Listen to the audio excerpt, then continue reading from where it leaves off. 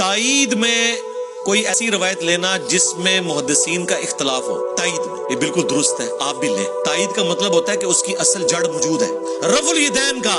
بخاری اور مسلم میں موجود ہے، اس کی تائید میں اگر ہم جز رفع الیدین سے یہ روایت لے کر آئیں جو روایت ہمارے نزدیک صحیح ہے، اگر کسی کی جرأت تو اس کا ذاتی اپنا کہ عبداللہ بن عمر ان کو کنکریاں مارتے تھے جو رفع الیدین سستی کی وجہ سے چھوڑتا تھا۔ کوئی کہتا ہے جی ٹھیک ہے، کئی محدثین نے اس روایت کو صحیح کہا لیکن میرے نزدیک صحیح نہیں ہے، میں اس لیے تائید میں پیش کروں گا، میرے نزدیک ایک تو وہ صحیح بھی ہے، دوسرا میرا اصلی مقدمہ تو بخاری مسلم میں ہے رفع الیدین کے ساتھ۔ صلو کما رأیتمونی اصلی، کہتے ہیں جی بتاؤ رفع الیدین کا حکم کہاں ہے؟ بخاری مسلم دونوں میں رفع الیدین کا حکم موجود ہے، بخاری مسلم دونوں میں حدیث ہے۔ مالک بن حویرث کہتے ہیں ہم چند نوجوان تھے، تبوک کے موقع پر مسلمان ہوئے حضور کی وفات سے چند مہینے پہلے، اور ہم اپنے گاؤں ایریا سے آ کے مسجد نبوی میں رکے، آپ کی صحبت کی، 20 دن رہے حضور کے ساتھ دین سیکھنے کے لیے۔ کہتے ہیں پھر ہمیں گھر کی یاد ستانا شروع ہو گئی، تو وہ مالک بن حویرث کہتے ہیں حضور نے جب ہماری حالت دیکھی نا کہ اب یہ بچے انٹرسٹ لوز کر رہے ہیں، ان کو گھر کی یاد ستا رہی ہے، تو حضور نے خود ہی بلا کے کہا کہ ٹھیک ہے بس جاؤ، یعنی وہ شرم و شرمی خود تو نہیں کہتے حضور اجازت دے، حضور نے کہا اچھا اب تم جاؤ، دیکھنا واپس جب گئے تو نماز کا جب وقت ہو، 5 نمازوں کی یہ ٹائمنگ ہے جو تم نے میرے ساتھ نمازیں پڑھی، تم میں سے کوئی ایک شخص اذان دے جسے قرآن زیادہ آتا ہے اور عمر میں بھی بڑا ہے، وہ تمہاری امامت کروائے، اور ساتھ ہی آپ نے فرمایا سلو کما رأیتمونی اصلی، اور نماز تم نے ویسے پڑھنی ہے جس طرح مجھے نماز پڑھتے ہوئے دیکھا ہے۔ حکم آ گیا نا، نماز ویسے پڑھو جس طرح مجھے دیکھا۔ اب اس کے بعد حضور کو کہنے کی ضرورت نہیں ہے کہ میں نماز جب شروع کرتا ہوں تو دیکھو میں اللہ اکبر کہتا ہوں تم بھی اللہ اکبر کہو، میں ثنا پڑھتا ہوں تم بھی ثنا پڑھو، یہ تو کہنے کی ضرورت نہیں ہے۔ بخاری مسلم دونوں میں حدیث ہے اللہ نے مجھے جوامع کلمات کے ساتھ مبعوث کیا کہ بات مختصر کرتا ہوں اور مفہوم گہرا۔ ایک جملے میں رفع الیدین کا حکم، تسبیحات کا حکم، ارکان کا حکم آ گیا نا۔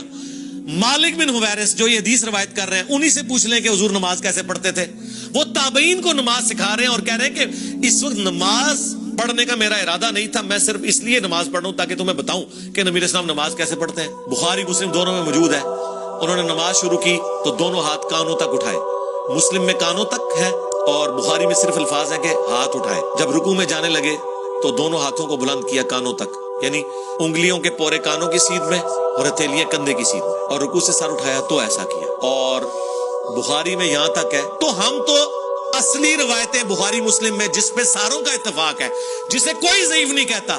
اس کی تائید میں وہ روایتیں لے کے آتے ہیں جن میں اختلاف ہے۔ آپ تو سٹارٹ ہی وہیں سے کرتے ہیں کہ جس میں اکثریت ضعیف۔ 24 محدثین نے ابن مسعود کی حدیث کو ضعیف کہا ہے، 24 ڈبل 12، سوری وہ یہ نہ ہو آپ کہیں وابی کے بھی 24 بنتے ہیں اور گد کے بھی 24 بنتے ہیں، حروف ابجد، ڈبل 12، جن میں احمد بن حنبل جیسے بڑے امام، عبداللہ بن مبارک جو احمد بن حنبل سے بھی بڑے امام ہیں، امام حنیفہ کے اپنے شاگرد، ان کا قول 256 نمبر حدیث کے کانٹیکسٹ میں امام ترمذی نے نقل کیا کہ عبداللہ بن مبارک کیٹاگوریکلی کہتے تھے کہ رفع الیدین کرنے والے کی حدیث ثابت ہے اور نہ کرنے والی کی حدیث ثابت نہیں۔ وہ کراچی کا مفتی کہتا ہے نہیں انہوں نے سند پہ بحث کی ہے، سرکار سند پہ نہیں، انہوں نے آپ کے پورے رفع الیدین کو فارغ کیا ہے۔ وہ کہتے ہیں ابن مسعود کی حدیث ثابت ہی نہیں ہے، اور امام ابو داؤد نے بھی کمنٹس نقل کیے وَلَيْسَ بِصَحِيحٍ عَلَى هَذَا الْمَعْنَى کہ یہ ابن مسعود کی حدیث ان معنوں میں درست نہیں ہے، اور یہی روایت مشکات والوں نے جب نقل کی انہوں نے بھی ابو داؤد کے کمنٹس نقل کیے ساتھ۔ یہ لوگ اپنے جعلی مسئلوں کے ثبوت میں وہ روایتیں لے کے آتے ہیں جنہیں اکا دکا محدثین نے صحیح کہا ہوتا ہے، باقی صاحب نے ضعیف۔ ہم اپنے اصلی مسئلوں میں جن کی جڑ قرآن بخاری مسلم میں موجود ہوتی ہے اس کی تائید میں وہ روایتیں لے کے آتے ہیں جن کے اوپر تھوڑا بہت اختلاف ہوتا ہے، ہماری اصل تو وہاں ہے۔